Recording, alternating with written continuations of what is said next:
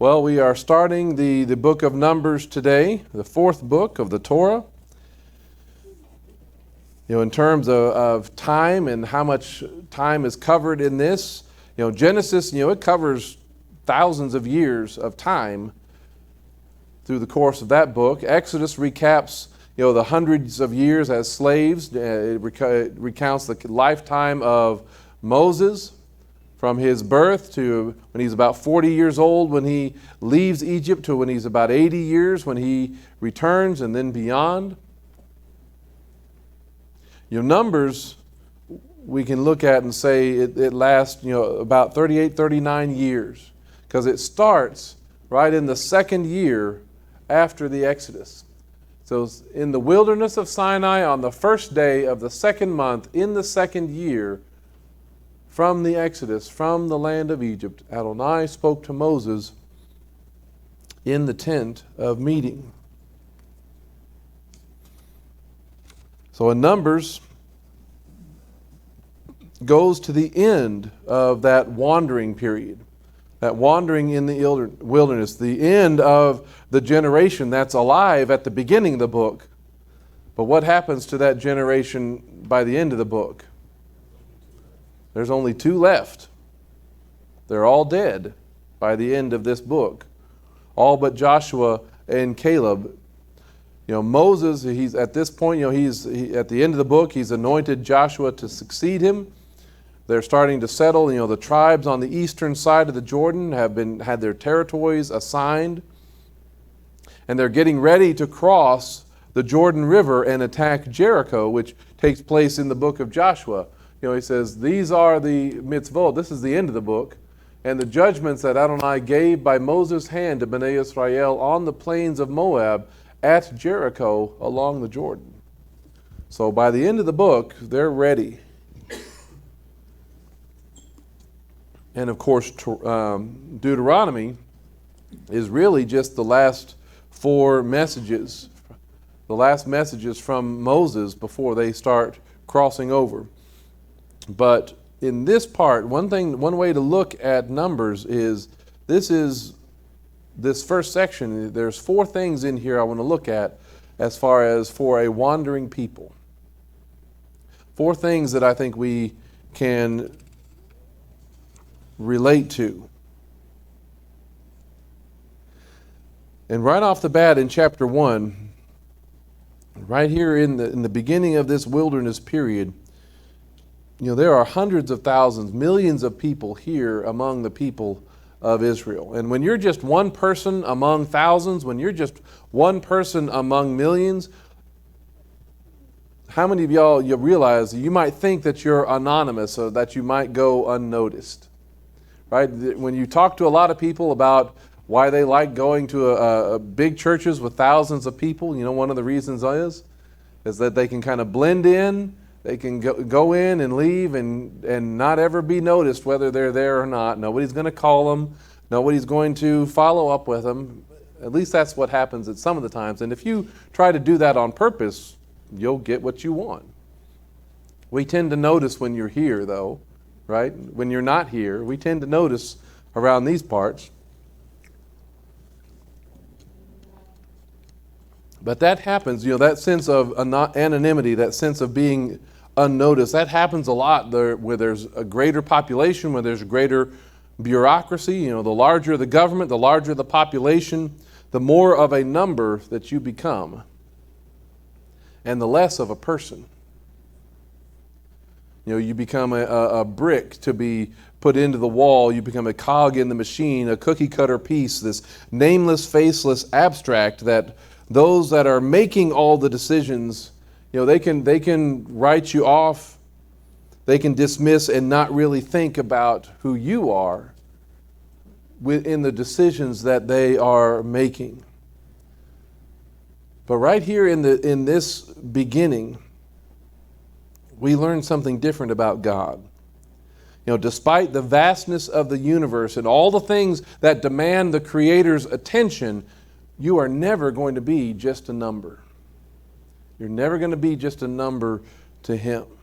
And this is actually one of the instances where Some of the other translations preserve that idea better than the TLV. In this case, I'm going to be putting up the Christian Standard Bible here, because mine reads, when you look at verse 2, it says, "Do a head count of all the community of Bnei Israel by their families and their ancestral house, with a total of every male one by one." All right? But this one says something different. It says, "Take a census of the entire Israelite community by their clans and their ancestral families, counting the names of every male one by one." That's an important change, or that's an important thing to keep in there as an idea. Because you're not just given a number, and you're not just marked off a page and passed on. It's counting even the names of every male, one by one. With this census that they are doing, the census of these fighting men, these are the ones that are 20 years and upward, available to serve in the army of Israel. But it's important to know that he's giving them this instruction, that God knows your name. He knows who you are. You are not lost. You are not anonymous. You're not a nobody. God knows your name. You are counted by name. We talk about in the New Testament how every hair on your head may be numbered, right? And for some people that count is lower than others. But it's not just that he numbers the hairs on your head. He knows that it's your head and who those hairs belong to. He knows the names of each of his children. Every member of his household, whether a natural branch or a grafted branch, whether a son or daughter by birth or by adoption, we are known. And that is a special thing. You're a name. You're in a family. You're in a clan. You're in a tribe. He knows you by name, and he knows who you're connected to. Right? Who you're related to, where you fit within this people that he has redeemed, that he is gathering, and that he is forming into his holy nation. Because remember, the Israelites were the ones that came out, but they came out with a large mixed multitude with them. And each of them are getting their place in all of this as well, in some form or fashion. And though they may be in the wilderness, one thing that this lets us know is that he doesn't lose track of us. Even in the midst of all the numbers, of all the thousands and millions, we don't get lost, we're not forgotten, we're not looked over, we're not dismissed, we're not ignored. You have a place among his people. You're a name in a family, in a clan, in a tribe. Whether you know any of that or not, whether we are supposed to even know any of that stuff, whether we're made aware of that or not, right now it's not necessarily for us to know any of that. But does he know? Does he know our place? Yes, he does. He knows us by name. He knows who we're connected to and where we fit. It's not for us to try to figure it out. It's not for us to try and take all of the tests, the DNA, and try to do all that kind of stuff. We might find something, we might not. But even if we don't find anything, does that mean that we're just lost? No. It's not for us. He knows where we belong among his people. He is taking his mixed multitude, his harvest of Jew and Gentile, and making one people. And I am very thankful for that reality that we're not just a number. I'm very thankful that he knows exactly who I am. He knows exactly who I am related to. He knows exactly that the family that I'm adopted into. Because that's what the world wants to do, the opposite. The world wants to turn you and all humanity into this number, into a nameless, faceless identity. Because making you just a number diminishes you. Making you just a number lowers you to where they don't have to think about you as a human being anymore. You're just something on a page. They can make decisions and they don't have to realize that it's your life that's on the line. That's not how God runs things. He knows your name. And as we are, here we are, we have to realize that we're in a lot of ways in a time of wilderness just like they are. You know, they were in that time between when they've left Egypt, they've been redeemed from Egypt, but they haven't yet crossed over into the promised land. They have not yet crossed over into the kingdom. I mean, doesn't that sound like us? Haven't we been redeemed by the blood of the Lamb? Are we in the kingdom yet? No. There are some things that we get to witness and some things that we get to see as glimpses of that future. But in many ways, we are wandering in a wilderness as well. And in all of that, we never want to forget that God knows who you are. He knows where you are and who you belong to. And He also, in anticipating that future, He also knows that what our new name is going to be. You know, in Isaiah chapter 62, He says, "Nations will see your righteousness and all kings your glory. You will be called by a new name which Adonai's mouth will bestow," which seems to be something that is mentioned and fulfilled in Revelation. It says, "He who has an ear, let him hear what the Ruach is saying to Messiah's communities. To the one who overcomes, I will give some of the hidden manna. And I will give him a white stone, and written on the stone a new name that no one knows except the one who receives it." He knows us by name, and He knows a name that we don't know yet. We receive this new name, a personal and unique name between you and your Creator. And it's never going to be, "Oh yeah, here's your new name, your number 4,875,622. You're never going to get a name like that.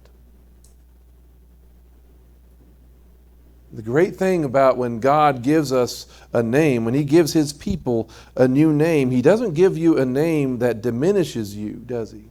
He always gives a name that elevates and lifts them up higher. Abram, the exalted father, becomes Abraham, the father of many nations. Jacob, the one who grabs the heel, is changed to Israel, which is the Prince of God. Sarai, my princess, becomes Sarah, and it's a princess who's belonging to Yud-Heh-Vav-Heh. The letter on the end of her name makes God the possessor.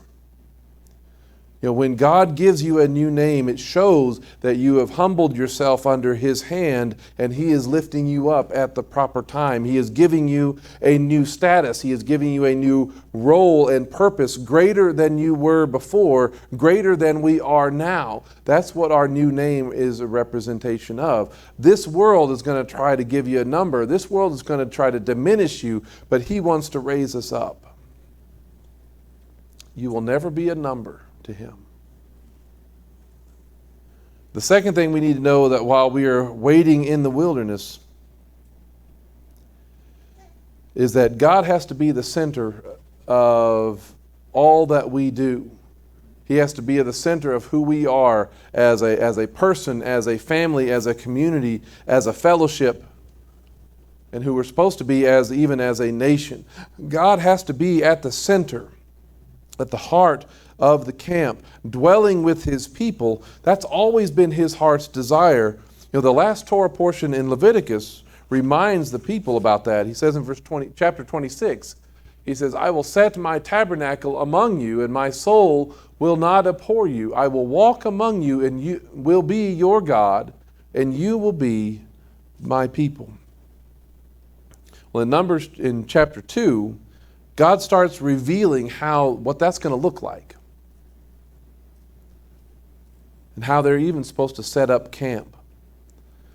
says in chapter 2, he says, Adonai said to Moses and Aaron, saying, let each man encamp under his own standard among the banners of their ancestral house at an appropriate distance around the tent of meeting. Do you lose your identity even when he is setting up the camp? No. Your name, your family, your ancestral, your standard, all of that stuff is still there. But it's at an appropriate distance around the tent of meeting. And when you go through that sequence, God, He is directing where each tribe goes on the east, on the west, on the north, and the south sides. But always the people are arranged, to where, in relationship to where the tabernacle is. The tabernacle's position, that's what gets set in the ground first. As they're traveling around over the course of this 38, 39 years, the tabernacle is set down first, and then they start setting up the rest of their camp. Everything is built around the tabernacle. You see all sorts of different artwork trying to show that. So here you see the tabernacle itself, and you see all the tents and things built around it. I don't know about you, but that doesn't look like an appropriate distance to me. That looks a little close to me. But different artists render it in different ways. So that's another way of looking at it.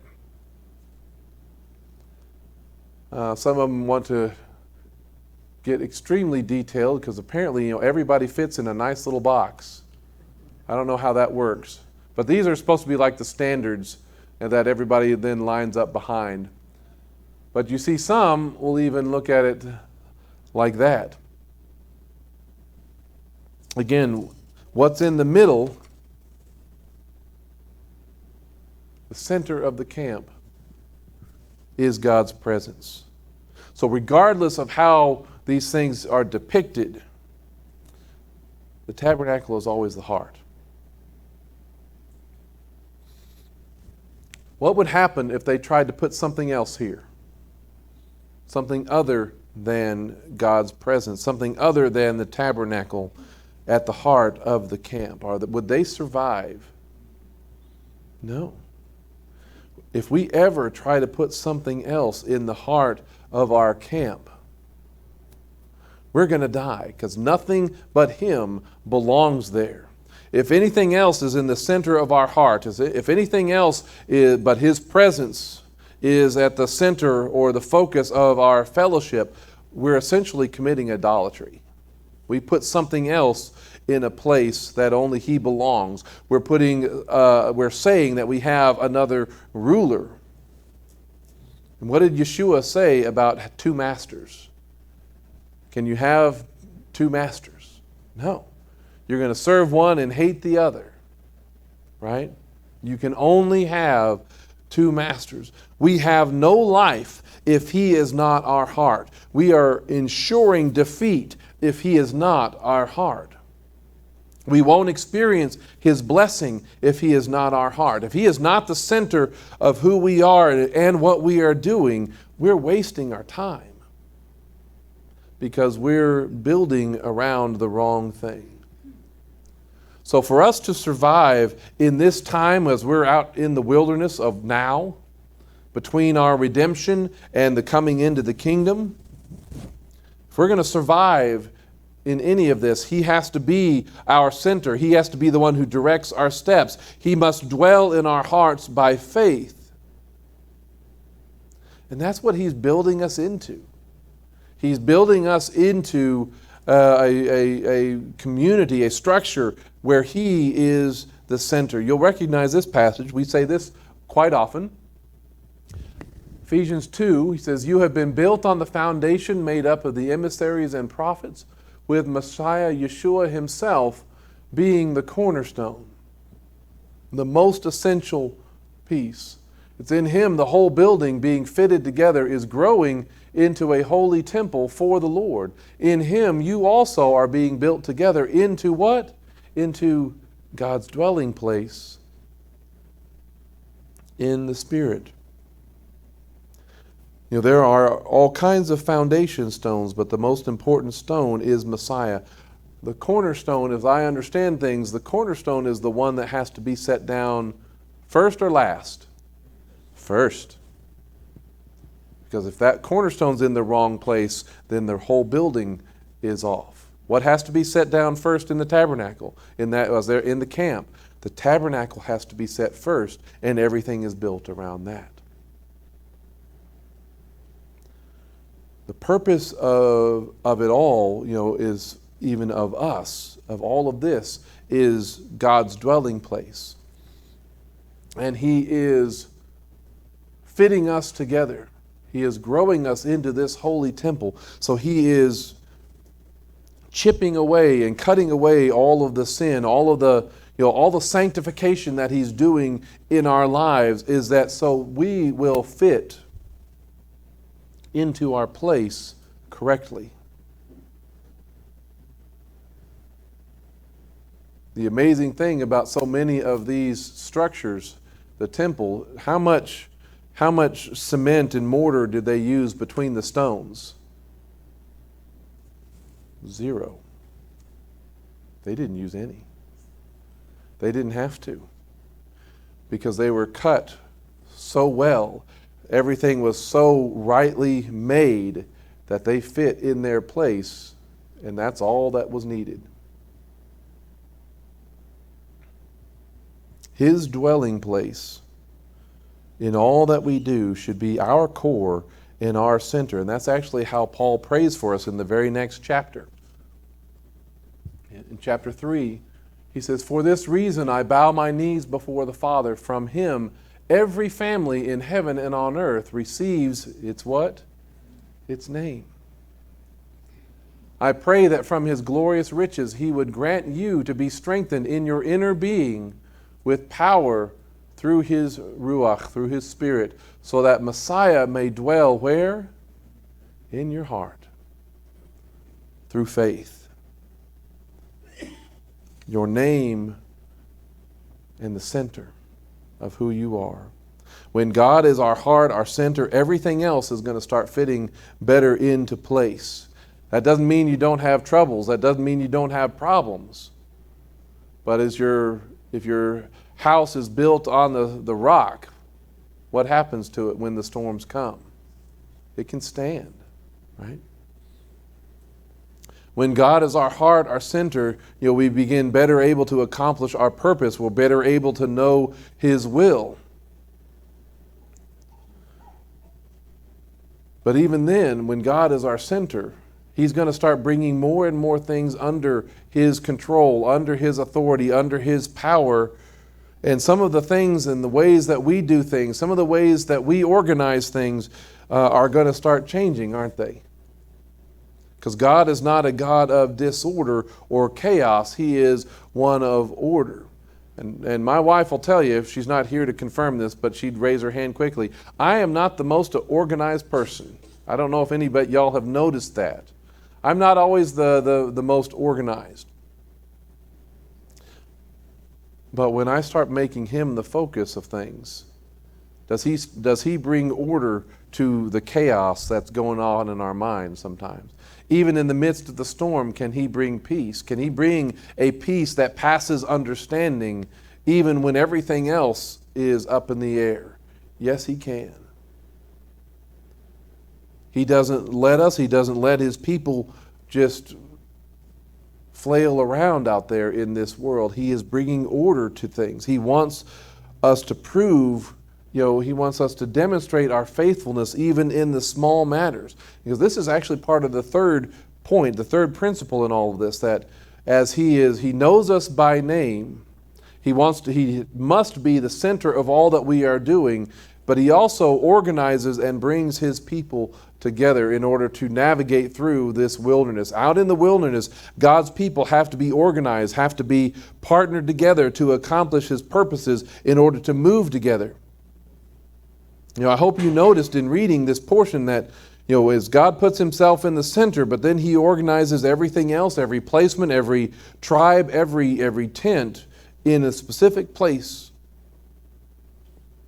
He organizes His people into essentially what is a mobile army with His command post at the heart of it all.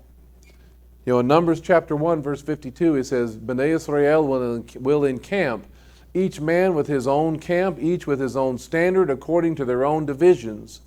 The Levites are to camp around the tabernacle of the testimony, so that there will be no wrath unleashed on the community of Bnei Israel. So the Levites are to maintain care of the tabernacle of testimony. And again, in some ways, I like how the Christian Standard translates this passage a little better, because it reflects how this people is organized. This part, each according to their own divisions, says the Israelites are to camp by their military divisions. That's how it maintains that idea. Each man with his encampment and under his banner. Remember, this was a people that had left Egypt, and it describes them as being armed, or they left Egypt by their divisions. But also remember that according to Josephus, I think we've mentioned this before, that Moses was a very successful general in the Egyptian military before he fled out of the country, before he killed the Egyptian and ran off to Jethro. He led a successful campaign south into the upper Nile region. And that's where Moses married the Cushite wife that Miriam and Aaron complain about in a few chapters, chapter 12 here in Numbers. When it talks about, this is something interesting when you're looking at those Aramaic translations, those Targums. Look at how it describes the camp. It gives a little extra data in all of this. It says, the length of the camp of Israel shall be 12 miles. That's a lot of people inside that space. And its breadth 12 miles. And they who encamp eastward to the sunrise shall be of the standard of the camp of Yehuda by their hosts, spreading over 4 miles. And his standard shall be of silk of 3 colors, corresponding with those of the precious stones which are in the breastplate. Says sardius, topaz, and carbuncle. And upon it shall be expressed and set forth the names of the 3 tribes of Yehuda, Issachar, and Zebulun. And in the midst shall be written, Arise, O Lord, and let thine enemies be scattered, and thine adversaries be driven away before thee. And upon it shall be set forth the figure of a young lion. So that's how it's understood in the first century before and after Yeshua's birth. That's a lot more description. And when you read the Targums, it goes on like that for each side of the tabernacle. But he is making them into a unit. He is making them into a military, an army. Because remember, when they left Egypt, it says the Father didn't lead them by way of the sea because they might see what and turn back. They might see conflict. They might see war and turn back. They were not prepared for war. They still thought much more like slaves, but what he is doing is he is preparing them for war. He is preparing them to navigate through this wilderness time with all of the threats and all of the hardships along the way, because the goal is always going to be going into the promised land and taking the land from those people that were occupying it. And they needed to move as a military unit to accomplish that. He knew them by name. He wanted to be the center of their heart and camp, and he knew exactly how he wanted to organize this people. They couldn't be like we sometimes are in our day, like we want to be, where we're just everybody doing our own thing and going our own way. They had to come, when they came into this camp, they had to adjust their way of life, even their preferences and ways of doing things. Their options were actually limited in order to fit within God's purposes. If he needed to organize them and prepare them for battle, if he had to do that back then to get them through the wilderness time, does that mean it's irrelevant to us today that, he would never think of us that way? Or do we need to be prepared for battle? Do we need to be in our place? Does he move us and position us in certain places to be in certain times, certain places where we can accomplish His purposes. We need to be prepared for battle as well. Even where we live, even who we are grouped with, who our neighbors are, who our fellowship is. All of that is part of His plan in organizing His people and preparing us for battle, because we very much still have an enemy. 1 Peter chapter 5, stay alert, watch out, be on guard. Your adversary, the devil, prowls around like a roaring lion, searching for someone to devour. Stand up against him, firm in your faith, knowing that the same kinds of sufferings are being laid upon your brothers and sisters throughout the world.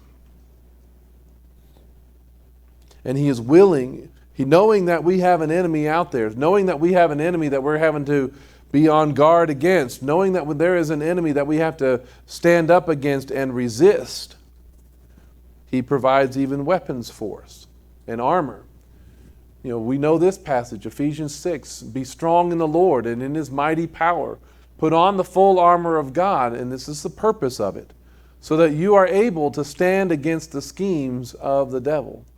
For our struggle is not against flesh and blood, but against the rulers, against the powers, against the worldly forces of this darkness, and against the spiritual forces of wickedness in the heavenly places. Therefore, take up the full armor of God so that you may be able to resist when the times are evil, and after you have done everything, to stand firm. Those days are still now. And it's not going to be an easy fight, especially as we are still waiting, for the commander of the army of the Lord to show up. We're still waiting to cross over Jordan and enter into the kingdom. We are still walking around in this present world. 2 Corinthians chapter 10 puts it like this. He says, for though we walk in the flesh here in this world, we do not wage war according to the flesh. For the weapons of our warfare are not fleshly, but powerful through God, for the tearing down of strongholds. We are tearing down false arguments and every high-minded thing that exalts itself against the knowledge of God and against knowing Him and coming into relationship with Him. We are taking every thought captive to the obedience of Messiah. Where does that first battle take place? The first is we have to take captive these thoughts. What's going on in here? And then from that, then we have to go out into the world, into the realm of ideas, and address all the crazy things that are out there, where we're not supposed to be silent out there in the world. Because let me ask, is there a lot of crazy out there in the world? Is there a lot of crazy ideas that people are pushing, or is it pretty normal out there? It's getting better out there, right? No, it's not. The more absurd it is, the more against reality it is, the more likely you're going to see it pushed on the news at night. And we have to take even those kinds of thoughts captive and make them obedient to Messiah. And the great thing about it is we are not intended to go into these battles alone. We are known by name, but we are also a part of our family. We're part of our clan, part of our tribe. We're not supposed to go in by ourselves, but as the people of God. Many times we try to fight these battles by ourselves, but we don't know who to call on. And that's why it's important that we are doing what we're doing right now, that we are gathering together, that we are praying for each other in our times of need, that we help and protect each other, because the enemy is very real. The strongholds are very real, and it manifests in this world. It comes against us in this world in very real and tangible ways. There are things in this world that have set themselves up against us as the people of God, and it's against knowing God at all, the knowledge of God at all. It's against anybody knowing God and having a saving relationship with Him. And He brings us together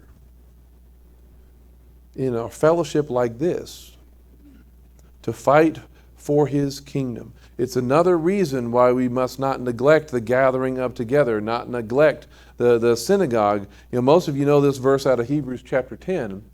It says, and let us consider how to stir up one another to love and good deeds, and do not neglect our own meetings, as is the habit of some, but encourage one another, and all the more as you see the day approaching.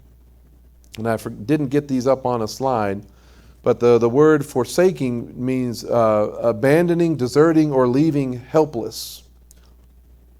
And it comes from the verb form of it means to leave or depart from, because you're ceasing to really care for it. That's the not neglecting. But the really interesting one here is not neglecting our own meetings. There are two words that the New Testament usually uses for fellowship. We talk about koinonia or ecclesia. Have y'all heard those before? Right? Those are the most common used for discussing the meeting of God's people, of believers in Messiah. That's not the word that's used here, either one of them. The word here is the episynagoge. It was talking about the noun is a gathering and assembling together. The verb is to gather together. It's part of that, connected to that passage in Matthew 24 we were reading about.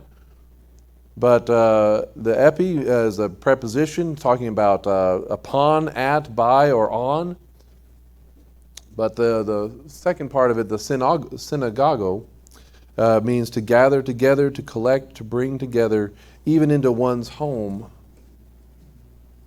And to a Jewish audience, that particular word would denote and connect, again, with the synagogue.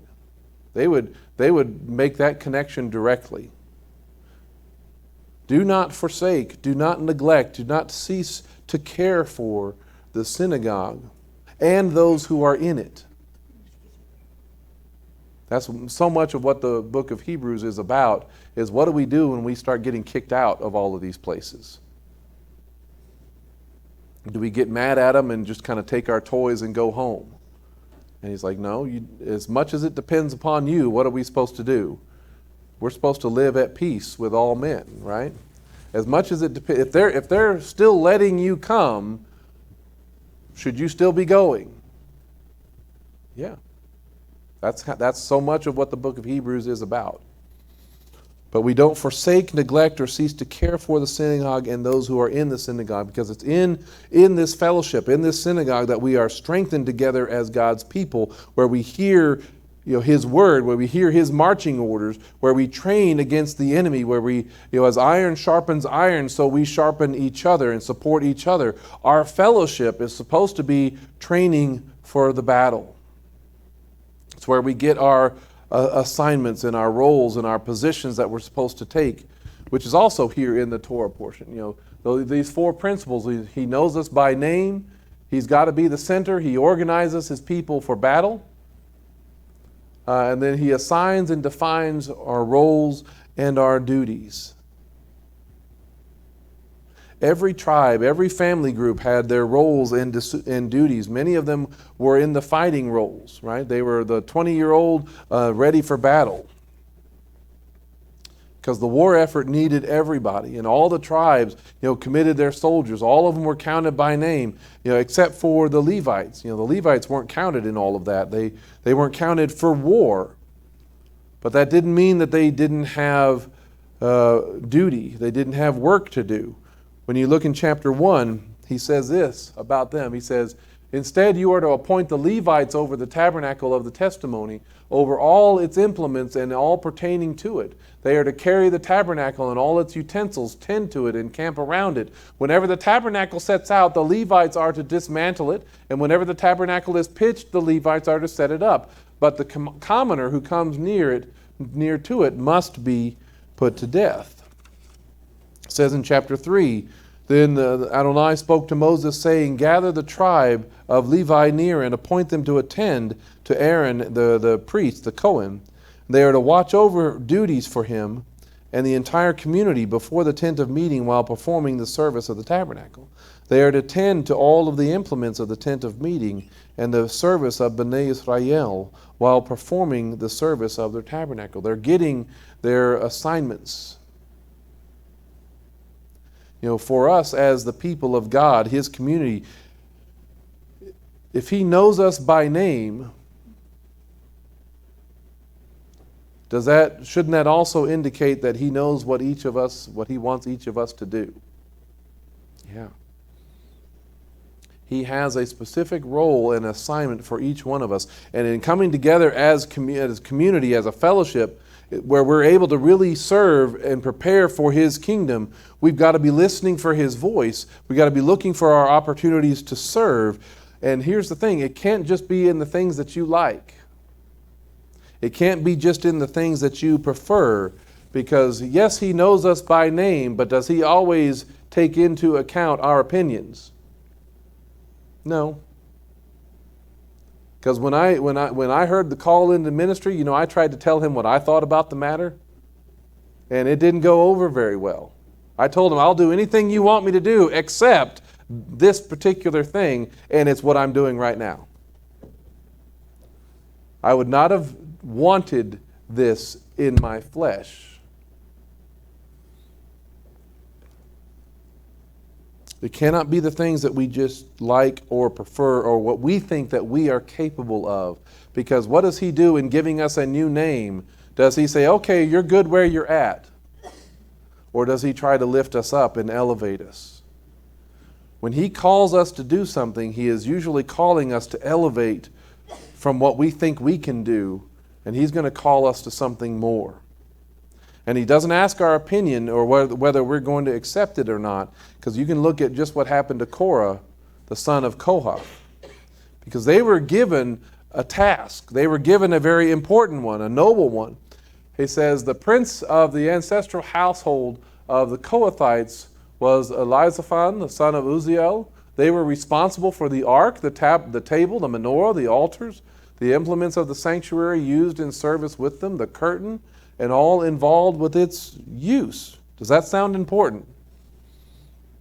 Chapter 4, he says, when Aaron and his sons have finished covering the sanctuary and all its holy implements, and when the camp is ready to move out, after this the sons of Kohath may come to do the carrying, but they must not touch the holy items or they will die. These are the tasks of the sons of Kohath with regard to the tent of meeting.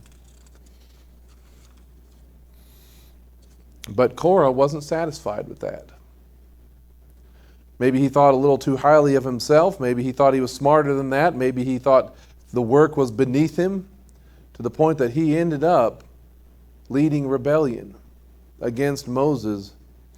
Because in Numbers chapter 16 it says, now Korah, son of Ishar, son of Kohath, son of Levi, and the sons of Reuben, Dathan and Abiram, sons of Eliab, and On, son of Peleth, rose up against Moses and took 250 men from Bnei Israel, men of renown who had been appointed to the council. They assembled against Moses and Aaron.